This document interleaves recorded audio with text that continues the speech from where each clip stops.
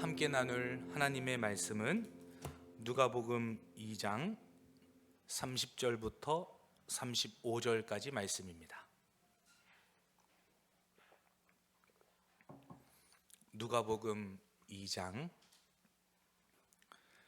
30절부터 35절까지 말씀입니다.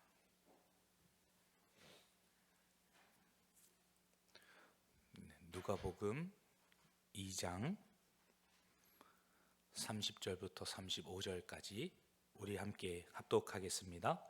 내 눈이 주의 구원을 보았사오니 이는 만민 앞에 예비하신 것이요 이방을 비추는 빛이요 주의 백성 이스라엘의 영광이니이다 하니 그의 부모가 그에 대한 말들을 놀랍게 여기더라.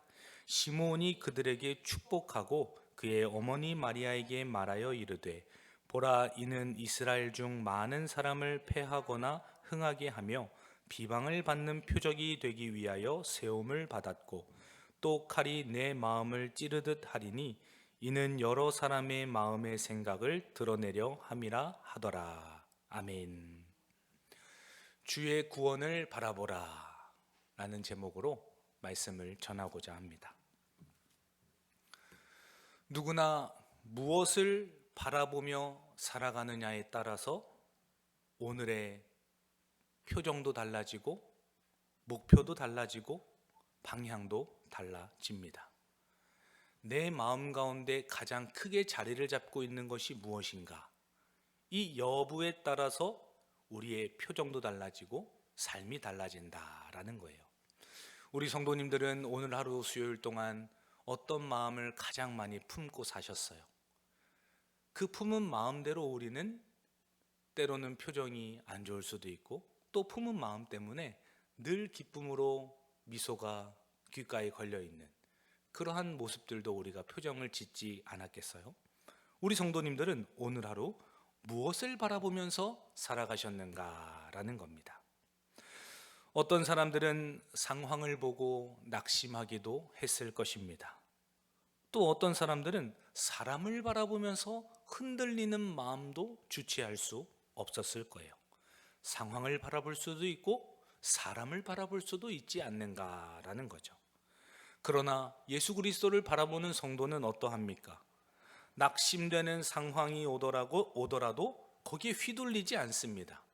예수 그리스도를 바라보고 있기 때문에 상황 때문에 우리가 낙심할 수는 있으나 거기에 휘둘리지는 않는다라는 거죠. 또 사람의 말과 시선에 우리가 상처를 받을 수도 있어요. 저 사람이 나에게 왜 저런 눈빛을 보내지? 저분이 왜 저러한 말씀을 하시지? 이러한 생각들과 상황들을 만날 때에는 우리가 상처를 입을 수 있죠. 그러나 예수 그리스도를 믿는 자들은 결코 흔들리지 않습니다. 그 사람이 그러한 말을 하였다는 것은 영원한 것이 아니라 일시적인 그 상황과 순간 속에서 우리에게 했던 말이 아니겠어요? 그러므로 그리스도 안에서 넉넉한 구원과 용서를 받은 성도들은 상황과 사람에 흔들리며 휘둘리는 존재들이 아니라 그분 안에서 구원을 바라보면서 견고한 믿음과 신앙을 가지고 나아갈 수 있는 사람들이다라는 겁니다. 사랑하는 성도 여러분, 어려운 세상과 힘든 시간들을 살아가면 많이 힘듭니다. 그러나 예수 그리스도의 구원을 바라보면서 찬송과 기쁨을 빼앗기지 않으시는 우리 광문의 성도님들 되시기를 주님의 이름으로 간절히 축원합니다. 오늘 본문에서 시므온이 바로 그러한 믿음으로 소개되고 있기 때문이에요. 눈앞에 현실을 바라봤던 것이 아니라 앞으로 하나님의 시작될 구원, 그 아기 예수를 보면서 이미 이루어진 하나님의 나라를 바라보면서 기뻐하며 찬송하며 나머지 여생을 살았던 시므온을 우리 가운데 소개해주고 있기 때문이다라는 겁니다. 오늘 본문 말씀 30절 우리 한 번 더 읽겠습니다. 내 눈이 주의 구원을 보았사오니. 아멘. 시므온은 성전에 올라가서 아기 예수를 봅니다. 단순히 아기를 본 것이 아니에요.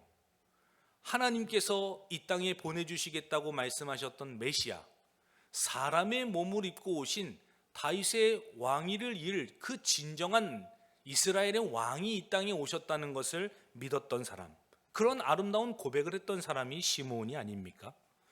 사도 요한도 요한복음 1장 4절 말씀에서 말씀이 육신이 되어 우리 가운데 거하심에 우리가 그의 영광을 보니 아버지의 독생자의 영광이요 은혜와 진리가 충만하더라, 이렇게 예수 그리스도에 대하여서 묘사를 합니다. 분명 아기 예수였지만 하나님의 성령의 감동으로 예수 그리스도를 알아봤던 시므온은 그 아기 예수를 단순히 아기로 본 것이 아니라 구원자이신 메시아로 보게 되는 믿음을 가졌다라는 겁니다. 사랑하는 성도 여러분, 예수님께서 이 땅에 하늘의 보좌를 버리시고 내려오신 것 자체가 이미 구원의 시작이라고 말할 수 있죠. 이 구원은 단순히 한나라 이스라엘만을 구원하시기 위한 것이 아니라 온 열방과 모든 나라와 민족으로 나아가는 구원의 길임을 우리에게 가르쳐 주십니다. 시므온은 예수님을 통해 하나님의 구속 사역이 이제 완성되었고 시작됐다는 것을 목격하는 그 아름다운 찬송을 하고 있는 겁니다. 사랑하는 성도 여러분, 요즘 우리 성도님들은 무엇을 바라보면서 사십니까? 하루하루 바쁘게 살아가다 보면, 쳇바퀴 돌듯이 삶을 살아가다 보면 현실에 매몰되어서 살아가게 되지 않습니까? 뭔가 매일매일 다가오는 숙제와도 같은 삶, 처리해야 하는 일들에 우리가 집중하다 보면 우리의 모든 생각들과 바쁜 하루하루가 하나님보다는 이 현실과 세상에 더 집중하게 된다라는 거예요. 오히려 믿음의 성도는 거듭난 존재로 새로운 피조물이 되지 않았습니까? 예수 그리스도를 바라보면서 생각하기만 해도 부족한데 우리는 진정으로 그분 안에서 오늘도 사람과 상황에 휘둘리지 않고 매몰되지 않고 그분 안에서 영위하고 있는가라는 거예요. 오늘 말씀을 통해서 나는 진짜 누구를 바라보고 있는가, 어디를 바라보고 있는가, 그것을 한번 다시 돌이키시고 예수 그리스도께로 시선을 향하여 돌리시는 우리 성도님들 되시기를 주님의 이름으로 간절히 축원합니다.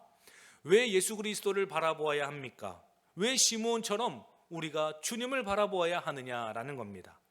그분 안에서만 진정한 행복이 있고 만족이 있기 때문이에요. 이 세상에서는 날마다 두려움과 염려와 걱정과 슬픔과 고난뿐이지 않습니까? 자녀가 주는 행복도 일시적이고 배우자가 주는 기쁨도 일시적입니다. 이 세상의 모든 것은 다 변해요. 나 자신도 변하지 않습니까? 그 전부를 걸어서 지켜냈던 그 집안채, 그것도 결국에는 다 부서져 없어지는 모래와도 같은 존재가 아니냐, 이 말입니다. 그리스도를 바라볼 때에 상황이 조금 열악하더라도, 조금 사람들의 손가락질을 받더라도 그분만이 진정한 참 행복과 영광을 누리면서 살아가는 줄 믿습니다. 그러한 믿음으로 예수 그리스도를 바라보시는 우리 성도님들 되시기를 주님의 이름으로 간절히 축원합니다. 오늘 우리가 바라볼 구원도 환경, 기분, 성취에서 이루어지는 것이 아닙니다. 바로 예수 그리스도 그분 자체로 이미 완성되었다는 사실인 것이죠. 이미 예수 그리스도는 보여줬고 우리에게 주어진 분이세요. 예수님을 바라보면 인생의 어둠 속에서도 빛의 방향을 잃지 않는 것입니다. 히브리서 12장 2절 말씀에서도 믿음의 주여 온전케 하시는 이인 예수를 바라보자 라고 말씀하지 않습니까? 빛이신 주님, 만왕의 왕이신 주님, 온 우주 만물을 다스리시고 통치하시는 주님, 그분을 내가 진정으로 믿는다면 어떤 상황 속에서도 먼저 기도하고 그분의 음성에 귀를 기울이고 성령에 민감하게 반응하면서 살아가는 것만이 우리에게 가장 기준이 되고 가치가 있고 존중과 귀중히 여김을 받기에 부족함이 없는 그러한 삶의 자세다라는 거예요. 우리가 예수 그리스도 자체를 바라보아야 함을 가르쳐 주십니다. 구원은 상황이 개선되는 것이 아니에요. 지금보다 더 나은 상황, 이것이 구원이 아니죠. 어제보다 더 맛있는 음식을 먹는 것, 어제보다 더 넓은 평수에서 사는 것, 그것이 구원이 아닙니다. 상황을 개선하는 것이 구원이 아니라는 거예요. 예수님을 신뢰하는 것이 진정한 구원이라는 것, 그것을 오늘 말씀을 통하여서 우리 가운데 가르쳐 주시기 위함이 아닙니까? 사랑하는 성도 여러분, 시므온이 주님만을 바라보면서 구원의 감격과 기쁨으로 하나님께 영광을 돌렸던 것처럼 그리스도를 바라봄으로 영광 돌리시기를 간절히 축원합니다. 우리의 감정보다 그 주님의 신실하신 약속, 예수 그리스도 자체, 그분의 인격을 바라볼 때에 진정한 구원이 우리 가운데 주어지는 것이기 때문입니다. 이어서 우리 31절부터 33절까지 함께 말씀을 읽습니다. 이는 만민 앞에 예비하신 것이요 이방을 비추는 빛이요 주의 백성 이스라엘의 영광이니이다 하니 그의 부모가 그에 대한 말들을 놀랍게 여기더라. 아멘. 우리가 바라보아야 할 구원에 대하여서 함께 보았다면 그 바라보아야 할 구원은 이미 예비하신 구원이다라는 겁니다. 주님께서는 우리 가운데 만민 앞에 예비하신 분이시다. 31절에서는 우리 가운데 가르쳐주고 계세요. 그 예비하신 주님은 이방의 빛이고 이스라엘의 영광인 분이시다 라고 설명해 주지 않습니까?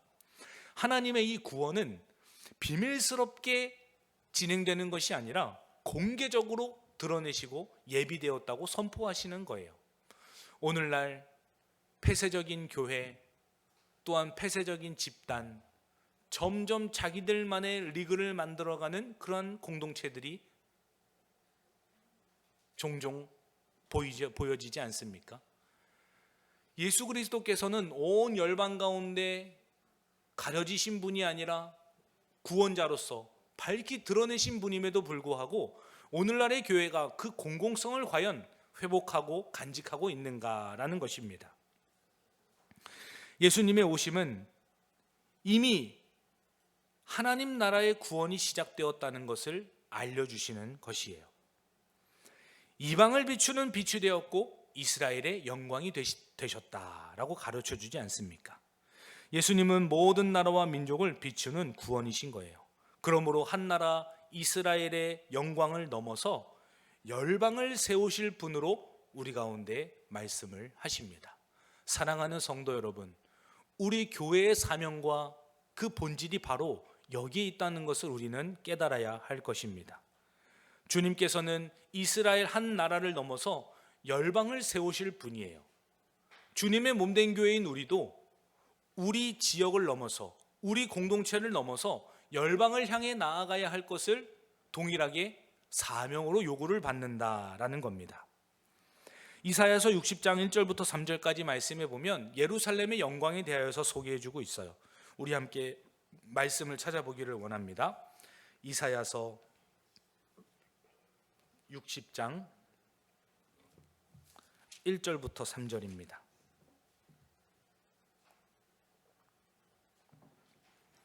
이사야서 60장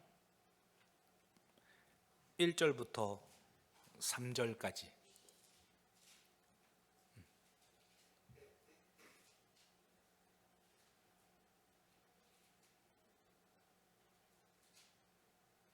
이사야서 60장 1절부터 3절 함께 읽습니다. 일어나라, 빛을 발하라. 이는 내 빛이 이르렀고 여호와의 영광이 내 위에 임하였음이니라. 보라, 어둠이 땅을 덮을 것이며 캄캄함이 만민을 가리려니와 오직 여호와께서 내 위에 임하실 것이며 그의 영광이 내 위에 나타나리니 나라들은 내 빛으로 왕들은 비치는 내 광명으로 나아오리라. 아멘. 하나님께서는 이스라엘을 통하여서 열방을 향한 빛이 될 것이라 가르쳐 주셨어요. 복음이라는 것은 한 곳에 일시적이고 제한적이고 폐쇄적으로 머무는 것이 아니라 결과적으로는 모든 나라와 민족으로 향해야 되어야 될 것을 우리에게 가르쳐주고 계시다라는 겁니다. 이렇듯 교회는 특정한 민족이 아니라 모든 민족을 향한 복음의 공동체라는 것을 깨닫게 하시는 거예요. 교회에서 선교를 합니다. 전도를 하죠. 나눔을 해요. 그리고 뭔가 포용하는 사역들을 해 나아갑니다.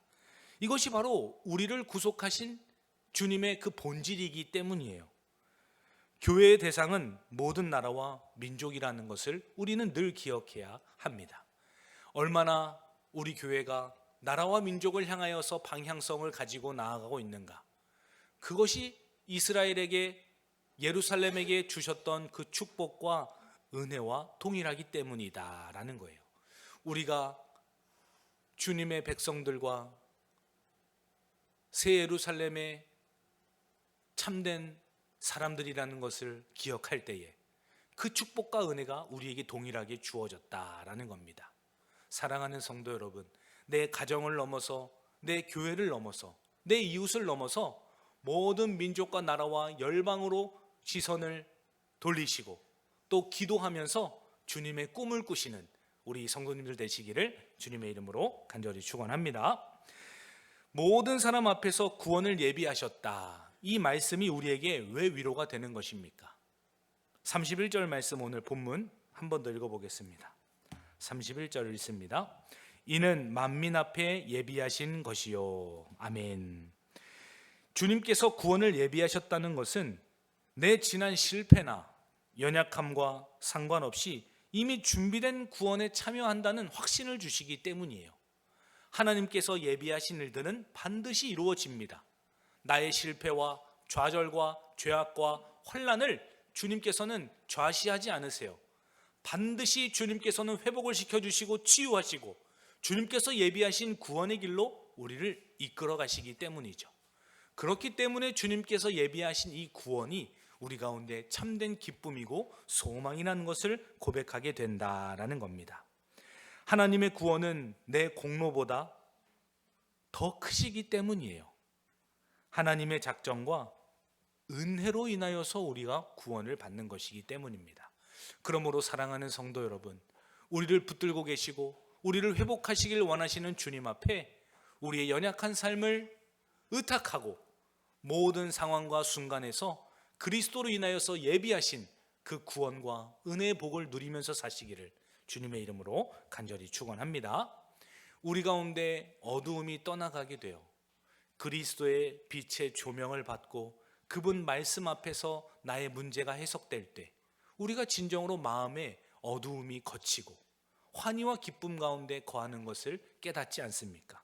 주님은 그 예비하신 구원을 오늘도 우리에게 허락을 하시는 겁니다. 나의 실패가 구원을 뒤흔들지 못함을 깨닫게 하세요.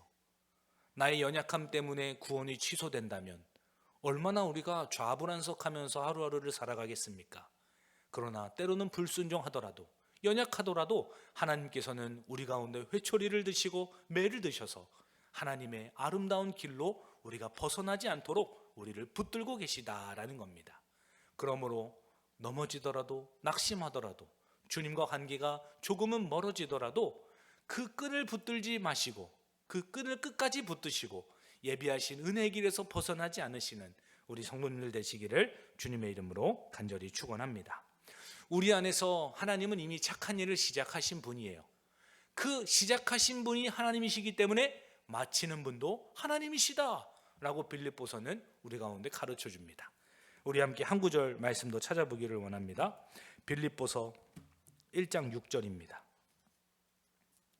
빌립보서 1장 6절입니다.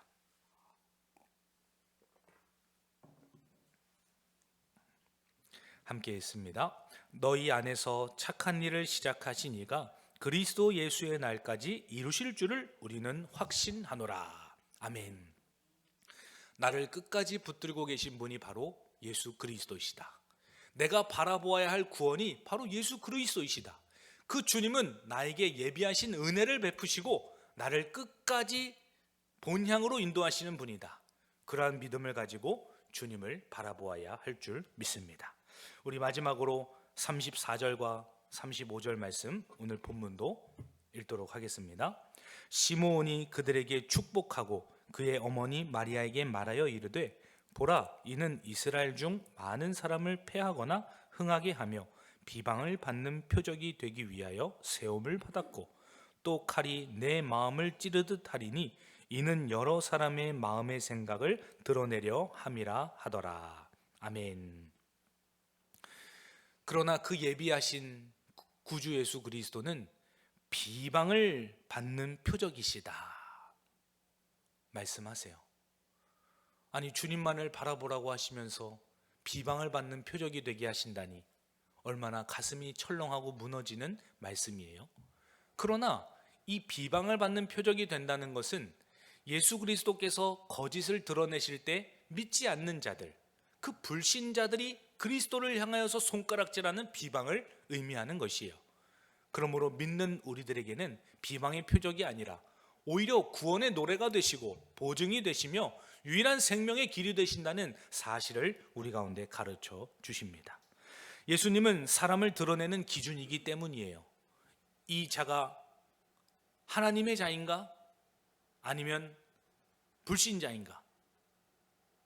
주님의 나라에서 영원히 나와 함께할 자인가? 아니면 멸망의 길에서 영원토록 고통을 받을 자인가? 주님께서는 그것을 판가름하시는 기준이 되기 때문입니다. 왜 예수님은 어떤 사람에게는 세워짐이고 어떤 사람에게는 넘어짐이 되는 것일까요? 예수님이 절대적인 진리이기 때문이에요.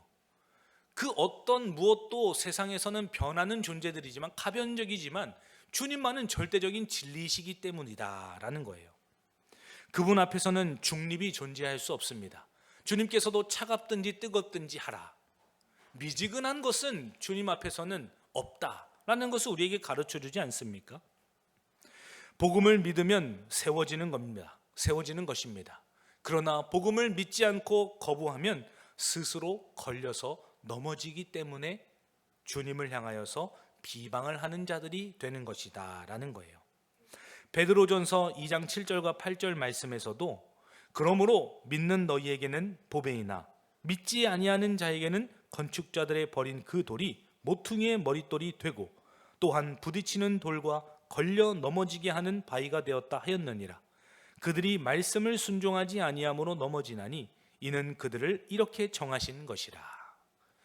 주님께서는 믿는 자에게는 보배이나 믿지 않는 자들에게는 하나의 돌덩이에 불과한 존재가 될 것이다. 그 주님만이 우리 가운데 순종과 치유와 회복을 허락하시는 분이시고 또 그분을 믿지 않고 거부하는 자들에게는 넘어지는 돌덩이가 되게 될 것이다.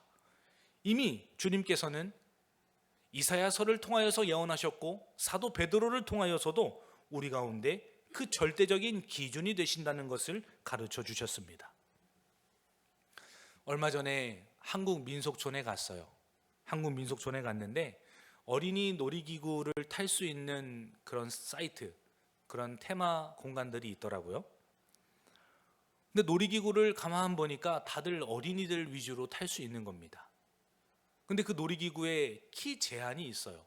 120cm가 안 되면 놀이기구를 못 타는 겁니다. 뒤에서 줄을 서고 있는데 어떤 아기가 앞에서 막 입이 이렇게 나와가지고 막 닭똥 같은 눈물을 흘리려고 하고 있어요. 가만 보니까 이 키가 안 되는 거예요. 120cm가 안 돼가지고 놀이기구를 다 못 타고 있는 그 상황을 보았을 때 얼마나 안타깝고 또 아이고 마음이 너무 이렇게 쓰리고 그럽니까? 놀이동산도 절대적인 기준이 있어요. 그 아이들이 키가 작은 아이들이 놀이기구를 탔을 경우에는 안전벨트라든가 안전상의 문제가 있기 때문에 그 기준이 미달되면 탑승을 못하는 겁니다.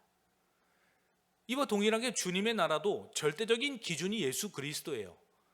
하나님께서 세우신 이 법칙, 주님의 구원의 길이라는 사실을 우리가 기억한다면 그분을 믿는 자로서 오히려 치유와 회복을 경험하고 주님 앞에 나아가야지 그분을 비방하거나 손가락질함으로 걸린 돌처럼 우리를 넘어뜨리는 돌처럼 생각해서는 안 되는 것이다 라는 겁니다. 이렇게 수요기도에 나오실 때에도 주님을 사랑하는 마음, 믿음으로 나오는 성도들이 있고 또 어쩔 수 없이 순서를 맡고 뭔가 체면 때문에 나오신 성도가 있다면 하나님 앞에서 어떤 자가 바로 그 기준에 부합한 자이겠느냐라는 겁니다.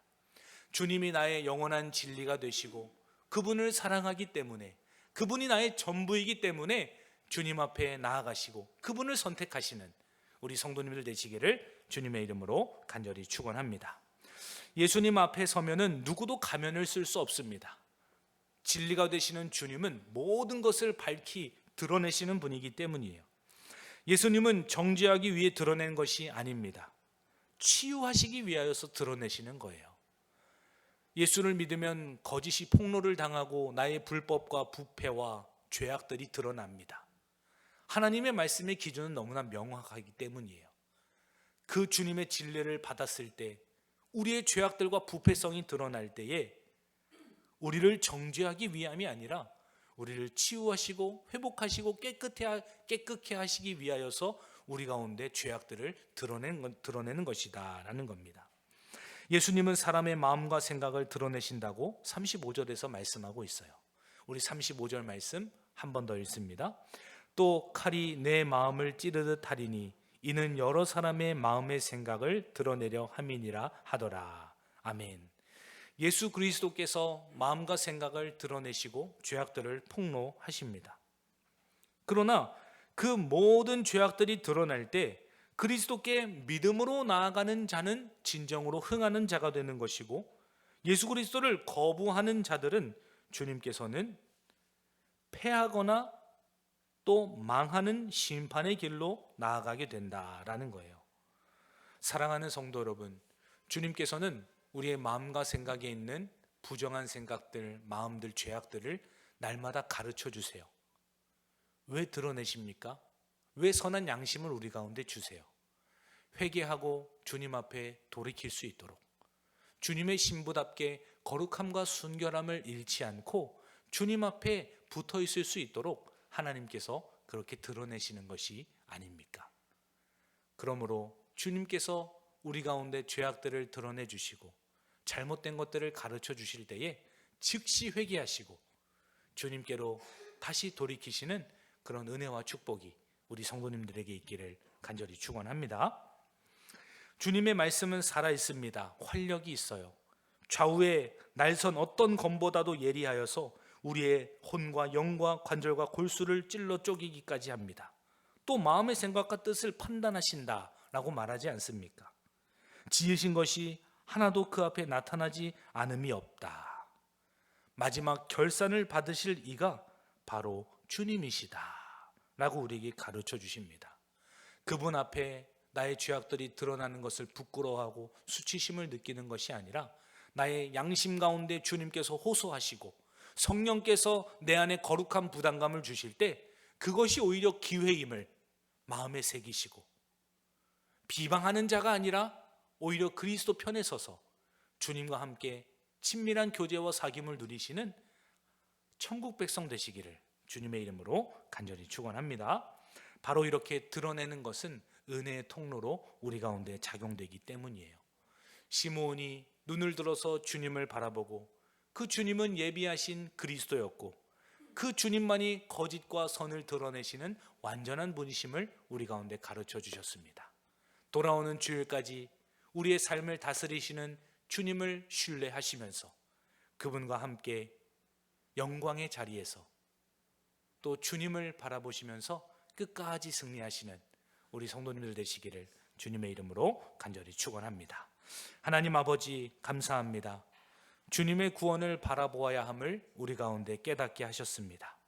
무엇을 바라보며 살아가냐에 따라서 우리의 표정과 우리의 비전과 우리의 방향과 삶의 모든 것이 변하게 되는 것임을 고백합니다. 주님, 다른 것을 바라보는 것이 아니라 주님만을 바라보면서 상황과 사람을 해석하고 우리의 마음을 다잡을 수 있도록 주님께서 역사하여 주옵소서. 모든 삶을 주님께 올려드리며 살아계신 예수님의 이름으로 기도하옵나이다. 아멘.